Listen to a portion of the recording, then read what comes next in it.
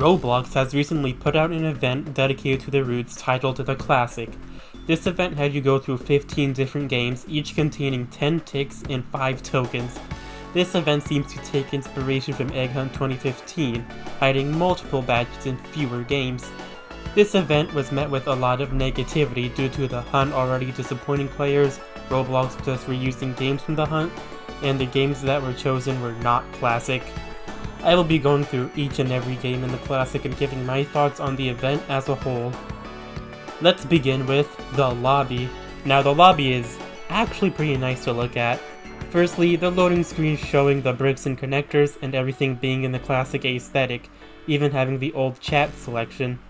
It gives several homages to classic Roblox stuff such as Happy Home, Crossroads, and the classic portal scene in sword fights on the heights. There's even some tasks you could do for ticks and tokens in the lobby, but I'll get to that when I finish all the games. So let's jump into the first game I played for the Classic.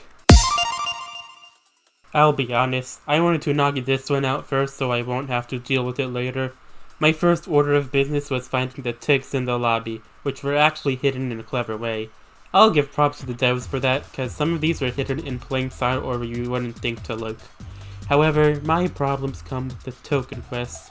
It's just playing their custom map for this event, and while the Crossroads map is classic, literally nothing else is.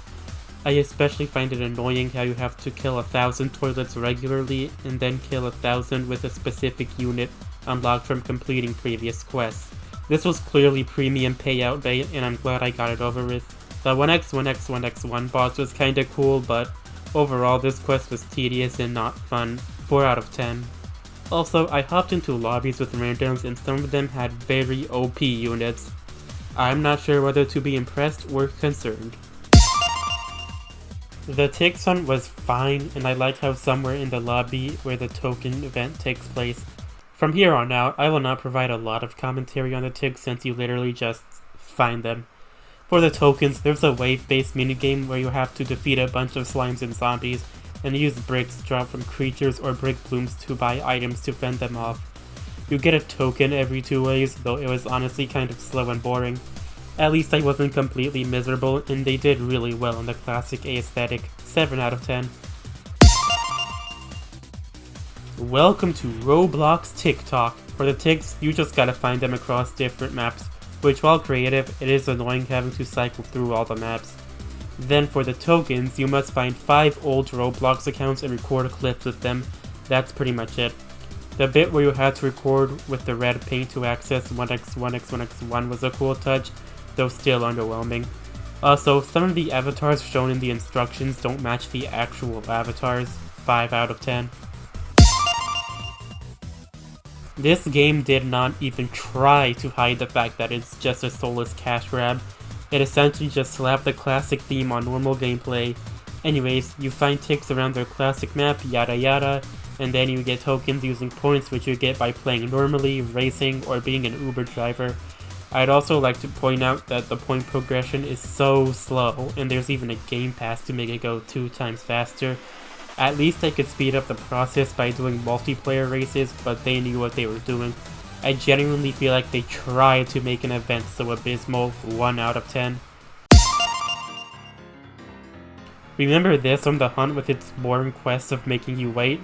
It came back with another boring quest, this time having to make several deliveries for the tokens, and I actually noticed the ticks spawn as you get the tokens.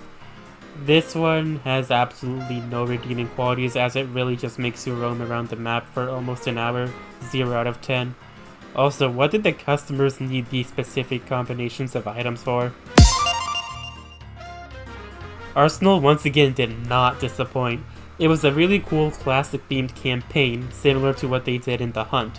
Basically, 1x1x1x1 created a bunch of evil noobs and you have to go to their factory to stop them.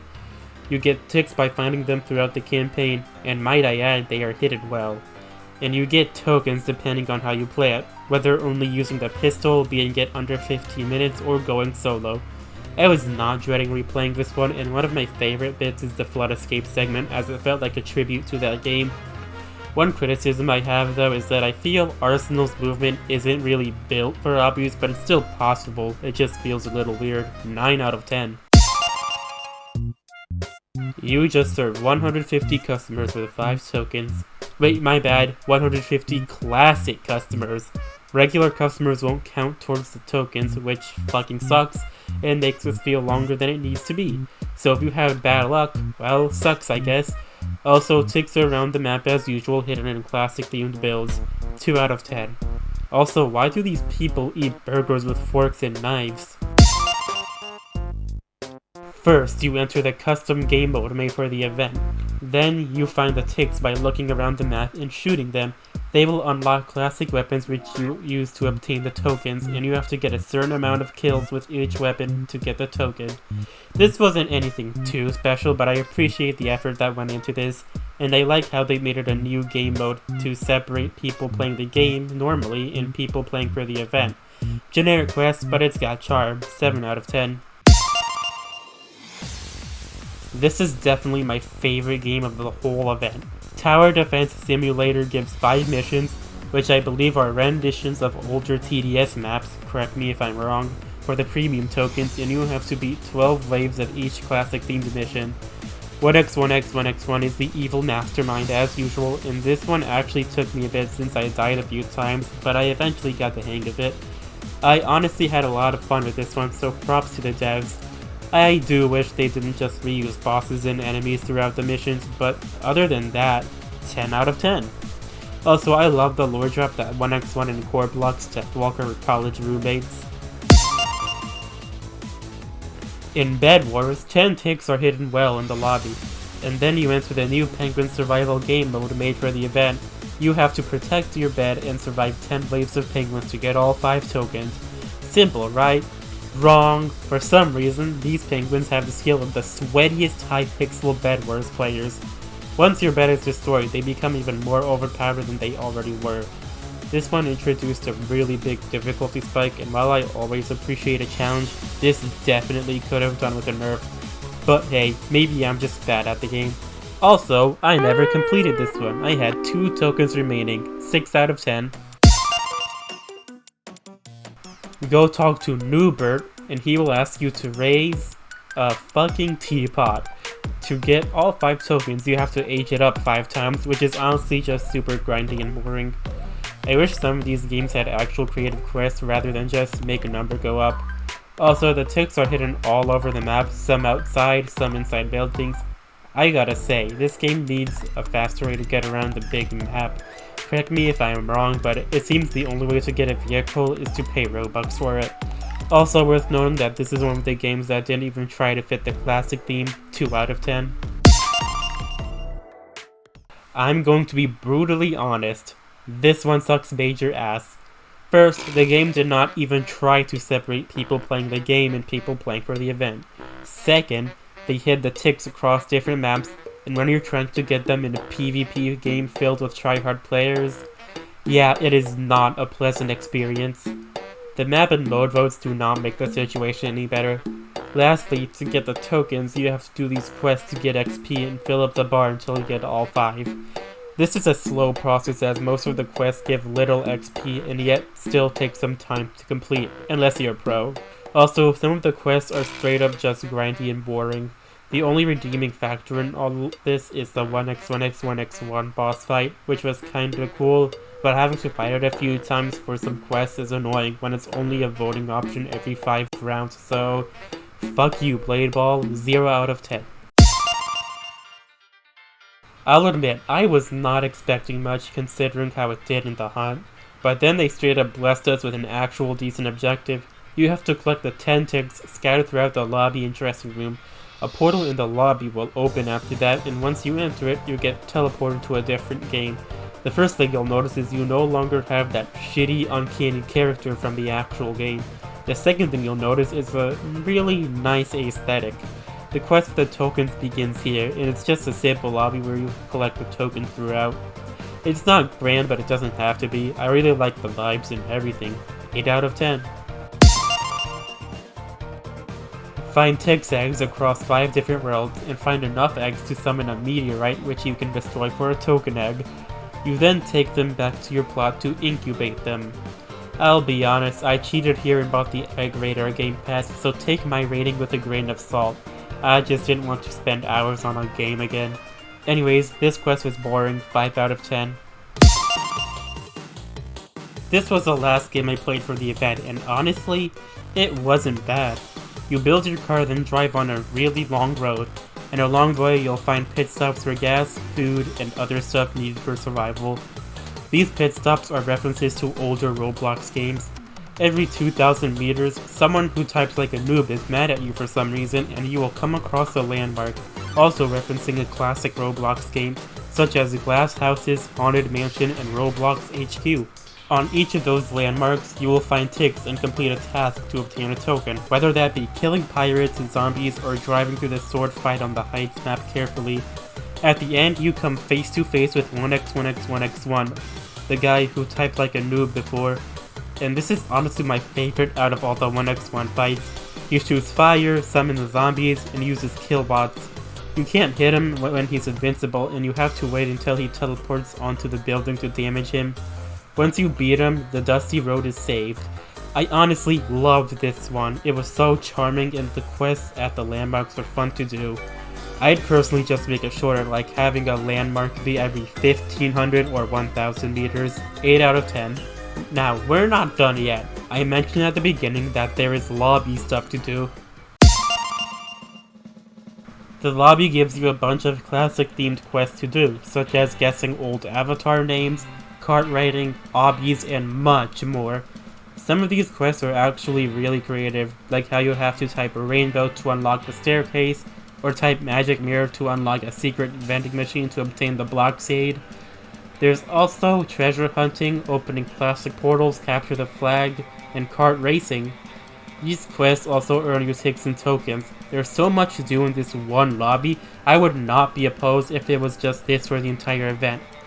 I know some of you will think I'm crazy, but in my defense, this event only lasted 5 days. However, the lobby segment isn't finished yet. During this classic event, there was a ticks machine in the lobby that was filling up as players earned ticks from the games. It eventually exploded and opened a duck fountain.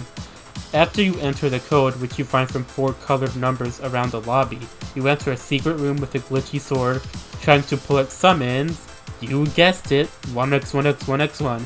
You're treated to an old-fashioned boss fight, and by old-fashioned I mean that literally, he just chases you around with a sword. After defeating him with rockets, super balls, or whatever, you get a credit screen that also reads "Until next time." A lot of players found this really underwhelming, and I cannot really blame them. I think it's more so the fact we didn't get any reward out of it, like the sword we pulled to summon 1x1. Still a cute little classic themed boss though, and yeah, good on you, Twin Atlas Studios. In conclusion, the classic ended up being a semi-decent event, being slightly better than the hunt in my opinion. The lobby and its quests were really charming, and some of these games went all out on the classic themed quests. Of course, this event also suffers from the usual dev hunt problem of some of these games just straight up sucking ass. Whether it be completely boring and unfun quests or clear premium payout bait, some of these games just should not be allowed in events. Because of some of those games, I've genuinely wanted to quit the event, but I pulled through. You can tell where the passion is though. For the most part, the devs really cared and wanted to make an actual testament to classic Roblox. Now begs the question, what can Roblox do to improve on future events? Personally, I prefer if instead of a dev hunt, they just do one big game like how Egg Hunt 2018 was. If they were to continue the dev hunt format though, I cannot stress this enough, quality control. As you heard me rant before, some of these games just sucked ass and it's a shocker they were even allowed in the event. Also, for a classic themed event, some of their game choices were questionable. I don't know how they let stuff like Blade Ball and Toilet Tower Defense in, instead of some actually classic games like Work at a Pizza Place, Speedrun 4, and Natural Disaster Survival. I'm actually shocked that one didn't get in. It's like the classic Roblox game. One more thing, I'd extend the event. I feel 5 days was too short for the 15 games, especially since some of them had very long quests, and this was during a time when a lot of people were still in school, had finals, or were just super busy. Other than that, I don't have much else to say. Wait, I forgot to talk about the prizes in the lobby, the ones you can obtain for ticks and tokens, and there's even a bling thing where you can pay Robux to get gold items. There's also admin items. Yeah, I honestly do not give a shit. Anyways, thank you for joining me throughout this trip through the classic Roblox event. I will see you in the next video.